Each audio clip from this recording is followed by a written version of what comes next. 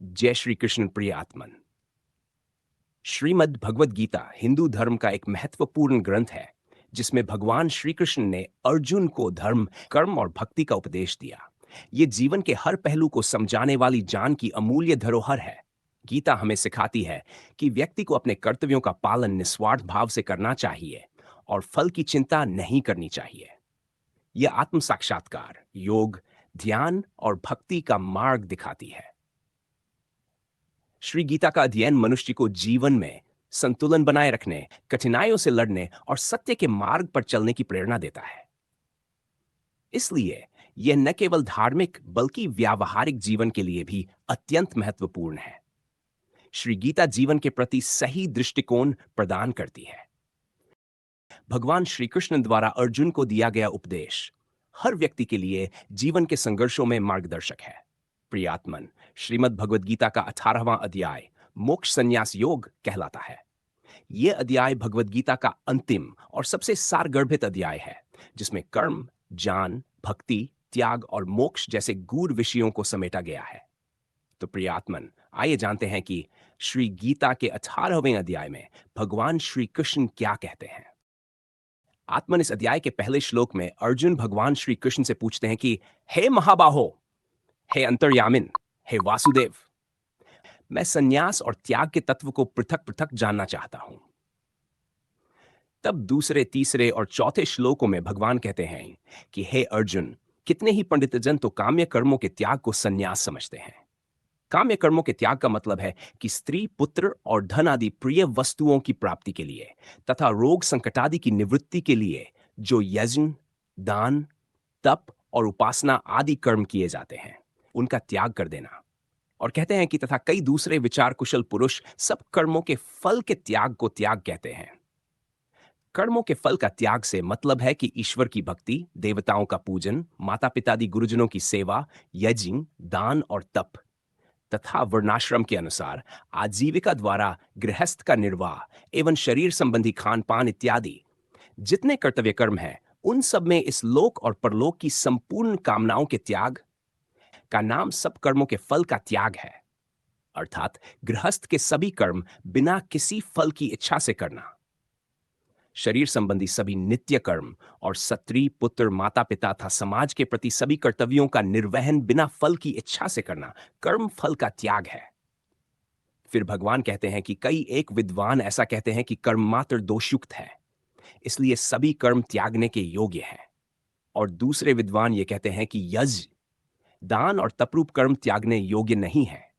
भगवान कहते हैं, हे पुरुष श्रेष्ठ अर्जुन, संन्यास और त्याग, इन दोनों में से पहले त्याग के विषय में तू मेरा निश्चय विचार सुन, क्योंकि त्याग भी सात्विक, राजस और तामस 3 प्रकार का कहा गया है।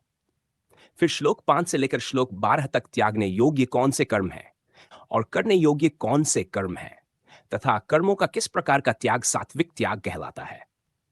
कहते हैं कि यज्ञ, दान और तपरूप कर्म त्याग करने के योग्य नहीं है, बल्कि वह तो आवश्यक कर्तव्य कर्म है, क्योंकि यज्ञ, दान और तप ये तीनों ही कर्म बुद्धिमान पुरुषों को पवित्र करने वाले हैं।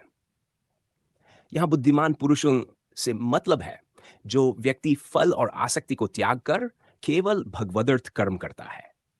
इसलिए हे पार्थ, इन यज्ञ, दान और तपरूप कर्मों को तथा और भी संपूर्ण कर्तव्य कर्मों को आसक्ति और फलों का त्याग करके अवश्य करना चाहिए। यह मेरा निश्चय किया हुआ उत्तम मत है। कुछ निषिद्ध कर्मों का त्याग करना उचित है, परंतु नियत कर्म का स्वरूप से त्याग करना उचित नहीं है। किसी मोह या आलस्य के कारण उसका त्याग कर देना तामस त्याग कहा गया है। कहते हैं, हे कुंती पुत्र, दोषयुक्त होने पर भी सहज कर्म जो प्रकृति के अनुसार शास्त्र विधि से नियत किए हुए वर्णाश्रम के धर्म और सामान्य धर्म रूप स्वाभाविक कर्म है, उनका त्याग नहीं करना चाहिए। ऐसे कर्मों को ही यहां स्वधर्म, सहज कर्म, स्नियत कर्म, स्वभावज कर्म, स्वभाव जनित कर्मों नामों से कहा है। इनकी नहीं त्यागना चाहिए, क्योंकि धुएं से अग्नि की भांति सभी कर्म किसी न किसी दोष से युक्त हैं। जैसे अग्नि होगी तो धुआं निकलेगा ही, उसी तरह कर्म होंगे तो उसमें दोष होगा और उनका अच्छा या बुरा फल भी होगा ही। कहते हैं कि जो कुछ कर्म है वह सब दुख रूप ही है। ऐसा समझकर यदि कोई शारीरिक क्लेश के भय से कर्तव्य कर्मों का त्याग कर दे तो वह ऐसा राजस त्याग करके कर्मों के त्याग के फल को किसी प्रकार भी नहीं पाता। हे अर्जुन, जो शास्त्र के अनुसार कर्म करना कर्तव्य है, इसी भाव से आसक्ति और फल का त्याग करके किया जाता है, वही सात्विक त्याग माना गया है। जो मनुष्य अकुशल कर्म से तो द्वेष नहीं करता और कुशल कर्म में आसक्त नहीं होता, वह शुद्ध सत्वगुण से युक्त पुरुष, संशय रहित, बुद्धिमान और सच्चा त्यागी है। क्योंकि शरीरधारी किसी भी मनुष्य द्वारा संपूर्णता से सब कर्मों का त्याग किया जाना संभव नहीं है, इसलिए जो कर्मफल त्यागी है वही सच्चा त्यागी है। कर्मफल का त्याग न करने वाले मनुष्यों के कर्मों का तो अच्छा, बुरा और मिला हुआ, ऐसे 3 प्रकार का फल मरने के पश्चात अवश्य होता है। किंतु कर्मफल का त्याग कर देने वाले मनुष्यों के कर्मों का फल किसी भी काल में नहीं होता और वही कर्म बंधन से मुक्त होता है तथा मुक्ति का प्रसाद पाता है। वास्तविक मुक्ति भी यही है। फिर 13वें, 14वें और 15वें श्लोकों में कर्मों के सिद्ध होने में 5 कारक को बताते हुए कहते हैं कि हे महाबाहो, संपूर्ण कर्मों की सिद्धि के ये 5 हेतु हैं जो कर्मों को पूर्ण करने के लिए सांख्य शास्त्र में कहे गए हैं। अब वे 5 तथ्यों को मैं तुम्हें बताऊंगा, तुम उसे ध्यान से सुन।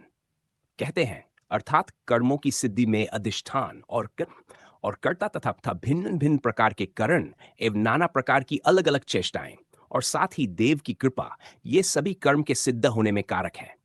यहां दैव से मतलब है पहले जन्म में किए गए शुभ और अशुभ कर्मों से बने प्रारब्ध। इसे सरल अर्थों में समझा जाए तो किसी भी कर्म या कार्य को संपन्न करने के लिए 5 मुख्य कारण होते हैं। पहला, अधिष्ठान यानी शरीर, कार्य का आधार यानी शरीर। दूसरा, कर्ता यानी करने वाला व्यक्ति, वह जो कार्य करता है। तीसरा, करण मतलब इंद्रियां, मन आदि, अर्थात कार्य में सहायता करने वाले उपकरण। चौथा, चेष्टा यानी प्रयास, अर्थात अलग अलग प्रकार की क्रियाएं या कोशिशें। पांचवा, दैव मतलब ईश्वर की इच्छा या भाग्य, जो पिछले जन्मों के कर्मों से बना प्रारब्ध है। यह पांचवा और बहुत महत्वपूर्ण कारण जो कार्य की सफलता या विफलता में मुख्य भूमिका निभाता है। भगवान श्री कृष्ण यहां यह समझा रहे हैं कि किसी भी कार्य के सफल होने के लिए केवल मनुष्य का प्रयास ही नहीं, बल्कि शरीर, इंद्रियां, उसकी मानसिकता, प्रयास और ईश्वर की कृपा, इन सभी का योगदान होता है। इसलिए अगर कोई कार्य सफल हो जाए या विफल हो जाए तो केवल कर्ता को ही जिम्मेदार नहीं ठहराया जाना चाहिए। इस प्रकार मनुष्य मन, वाणी और शरीर से शास्त्रानुकूल अथवा विपरीत जो कुछ भी कर्म करता है, उसके ये 5 कारण हैं और कर्मों की सिद्धि में इन 5 तथ्यों का प्रभाव होता है। फिर 16वें श्लोक में कहते हैं कि परंतु ऐसा होने पर भी जो मनुष्य अशुद्ध बुद्धि होने के कारण उस विषय में यानी कर्मों के होने में केवल शुद्ध स्वरूप आत्मा को कर्ता समझता है, वह मलिन बुद्धि वाला अज्ञानी यथार्थ को नहीं समझता। कर्मों के संबंध में सबके शरीर में स्थित आत्मा की कोई भूमिका नहीं होती।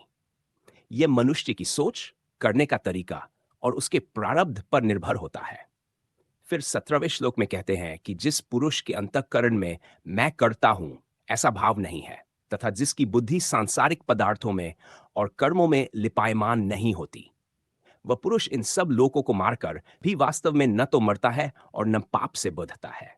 जैसे अग्नि, वायु और जल द्वारा प्रारब्धवश किसी प्राणी की हिंसा होती देखने में आए तो भी वह वास्तव में हिंसा नहीं है, वैसे ही जिस पुरुष का देह में अभिमान नहीं है और स्वार्थ रहित केवल संसार के हित के लिए ही जिसकी संपूर्ण क्रियाएं होती हैं, उस पुरुष के शरीर और इंद्रियों द्वारा यदि किसी प्राणी की हिंसा होती हुई लोक दृष्टि में देखी जाए तो भी वह वास्तव में हिंसा नहीं है, क्योंकि आसक्ति, स्वार्थ और अहंकार के न होने से किसी प्राणी की हिंसा हो ही नहीं सकती तथा बिना कर्तृत्वाभिमान के किया हुआ कर्म वास्तव में अकर्म ही है, इसलिए वह पुरुष पाप से नहीं बंधता। जैसा कि पहले बताया था कि कर्मों से ऊपर की स्थिति में रहने वाले पुरुष के द्वारा कोई हिंसा होते हुए दिखे भी तो उसका पाप उनको नहीं लगता, क्योंकि उनमें स्वार्थ बुद्धि नहीं है और वे जगत हित के लिए ही जिंदा हैं। फिर 18वें से लेकर 28वें श्लोकों तक कर्म और गुणों के भेद को बताते हुए कहते हैं कि जाता मतलब जानने वाले, जान मतलब जिसके द्वारा जाना जाए, और ज्ञेय जानने में आने वाली वस्तु, ये तीनों प्रकार की कर्म प्रेरणा है। और कर्ता, करण तथा क्रिया, ये तीनों प्रकार का कर्म संग्रह है। गुणों की संख्या करने वाले शास्त्र में ज्ञान और कर्म तथा कर्ता गुणों के भेद से तीन तीन प्रकार के ही कहे गए हैं। उनको भी तू मुझसे भली भांति सुन। भगवान कहते हैं कि जिस ज्ञान से मनुष्य पृथक पृथक सब भूतों में एक अविनाशी परमात्मा भाव को विभाग रहित संभाव से स्थित देखता है, उस ज्ञान को तू सात्विक ज्ञान समझना। किंतु जो ज्ञान अर्थात जिस ज्ञान के द्वारा मनुष्य संपूर्ण भूतों में भिन्न भिन्न प्रकार के नाना भावों को अलग अलग जानता है, उस ज्ञान को तू राजस समझ। मतलब जो सब में भगवान को ही देखता है, उसका ज्ञान ही सात्विक है। परंतु जो ज्ञान एक कार्य रूप शरीर में ही संपूर्ण के सदृश आसक्त है तथा जो बिना युक्ति वाला तात्विक अर्थ से रहित और तुच्छ है, वह तामस कहा गया है, जिसका ज्ञान किसी एक ही कार्य या विषय में संकीर्ण रूप से जुड़ा रहता है और जो संपूर्ण पूर्ण ज्ञान की उपेक्षा करता है, तथ्य के विपरीत और बिना कारण किसी बात में आसक्त रहता है और जिसकी दृष्टि सीमित, भ्रमपूर्ण और संकुचित होती है। ऐसी बुद्धि में न विवेक होता है, न व्यापक दृष्टिकोण और न ही सत्य को जानने की क्षमता। यह इंसान को अंधविश्वास, हठ और नासमझी में डाल देती है। ऐसी बुद्धि तामसिक बुद्धि कहलाती है।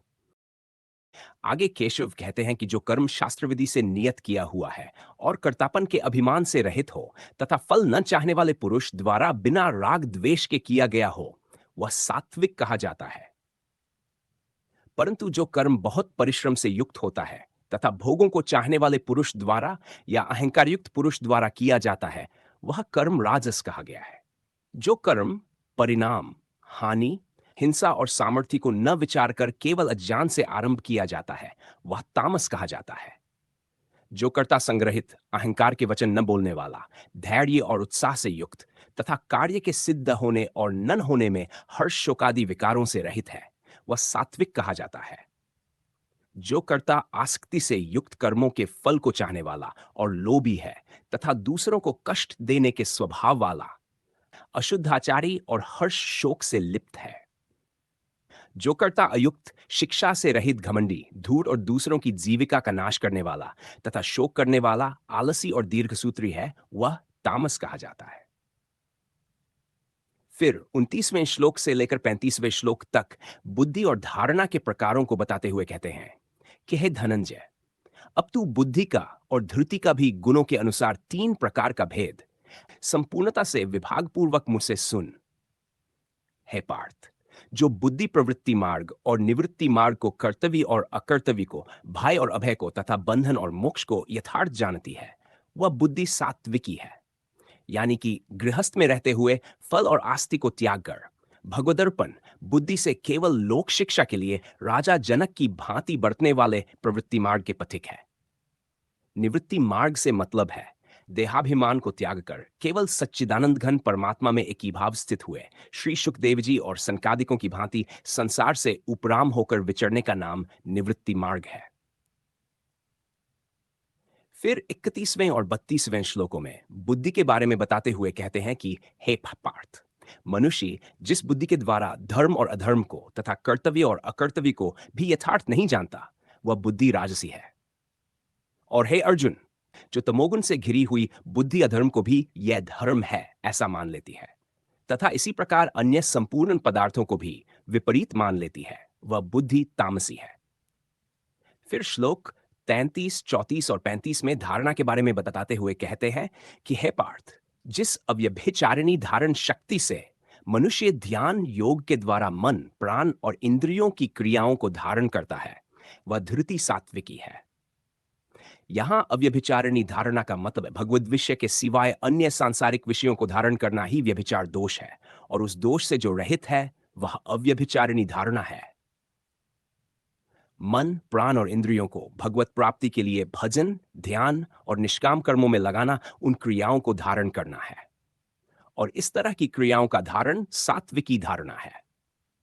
परंतु हे अर्जुन, फल की इच्छा वाला मनुष्य जिस धारण शक्ति के द्वारा अत्यंत आसक्ति से धर्म, अर्थ और कामों को धारण करता है, वह धारण शक्ति राजसी है और दुख को तथा उन्मत्तता को भी नहीं छोड़ता, अर्थात धारण किए रहता है, वह धारण शक्ति तामसी है। फिर 36वें, 37वें, 38वें और 39वें श्लोकों में तीन प्रकार के सुखों का वर्णन करते हुए कहते हैं कि हे भरतश्रेष्ठ, अब 3 प्रकार के सुख को भी तू मुझसे सुन। जिस सुख में साधक मनुष्य भजन, ध्यान और सेवादि के अभ्यास से रमन करता है और जिससे दुखों के अंत को प्राप्त हो जाता है।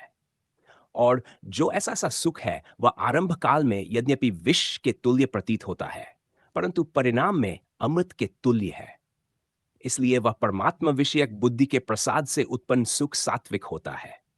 जैसे खेल में आसक्ति वाले बालक को विद्या का अभ्यास मूर्ता के कारण प्रथम विष के तुल्य भासता है, वैसे ही विषयों में आसक्ति वाले पुरुष को भगवत भजन, ध्यान, सेवा आदि साधनाओं का अभ्यास मर्म न जानने के कारण प्रथम विष के तुल्य प्रतीत होता। जो सुख विषय और इंद्रियों के संयोग से होता है वह पहले भोग काल में अमृत के तुल्य प्रतीत होने पर भी परिणाम में विष के तुल्य है, इसलिए वह सुख राजस कहा गया है। इस विषय में बल, वीर्य, बुद्धि, धन, उत्साह और परलोक का नाश होने के कारण विषय और इंद्रियों के संयोग से होने वाले सुख को परिणाम में विष के तुल्य कहा है। जो सुख भोग काल में तथा परिणाम में भी आत्मा को मोहित करने वाला है वह निद्रा, आलस्य और प्रमाद से उत्पन्न सुख तामस कहा गया है। प्रिय आत्मन, श्री गीता का 18वां अध्याय सबसे बड़ा है क्योंकि इसमें सभी तथ्यों का सार है। आज के इस वीडियो में हम लोग इस अध्याय के आधे श्लोकों के भावार्थ को समझे हैं। अगली वीडियो में बाकी के सभी श्लोकों को भी समझेंगे जो और भी गूढ़ रहस्यों से भरा है। तो आज के वीडियो में इतना ही। अगली वीडियो में हम लोग श्रीमद् भगवद गीता के 18वें अध्याय के श्लोकों में भगवान क्या कहते हैं यह समझेंगे। प्रियात्मन, अगर आपको आत्मा, परमात्मा या आत्मा साक्षात्कार के संबंध में कोई जिज्ञासा या विचार हो तो कमेंट कर जरूर बताएं। वीडियो को अपना प्यार और सहयोग दिखाते हुए लाइक और शेयर कीजिएगा, जिससे यह अनमोल गीता का ज्ञान ज्यादा से ज्यादा लोगों तक पहुंचे। और इसी तरह के और वीडियोस देखने के लिए चैनल को सब्सक्राइब भी जरूर कर लीजिएगा। धन्यवाद। हरि ओम तत्सत।